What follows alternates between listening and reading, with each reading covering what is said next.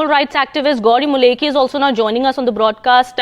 Ms. Maulekhi, this is quite unfortunate what has happened in Sivaganga, and as I was speaking to my colleague Sam also there were several others injured in a separate incident in Trichy a few days back. This is not just a standalone case. What do you have to say? What is your view on what has been happening so far, the Supreme Court guidelines as well, and the Tamil Nadu government's decision in 2017 to carry on with Jallikattu? So Pongal is a beautiful festival that has been reduced to a mockery by the people of Tamil Nadu, and they have only themselves to blame for such vicious tragedy that is being inflicted on the poor spectators and the people who buy into the narrative of this being a very traditional, proud sport.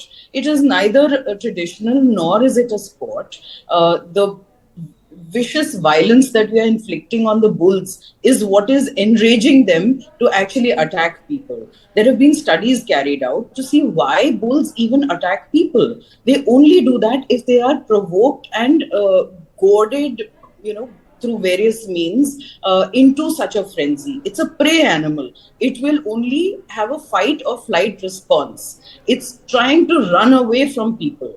And, well, this is, of course, Ms. Maulekhi, this is a clear act of provocation, and that's how the sport starts. But definitely, you would also know that there's a strong cultural component also associated with it. How do we go about it now? Is there a need to revisit the case? Madness. It is mass madness, and it is indoctrination of a large number of people into believing that it is traditional. There is nothing traditional. Probably the traditional way in which cattle were being kept was much different from the gambling, betting scene, the whole economy that happens around Jallikattu. It's very different now, and a huge number of people get injured. Policemen have been getting injured. The whole Supreme Court case basically started with one child who was actually drawing, sitting near one of these arenas.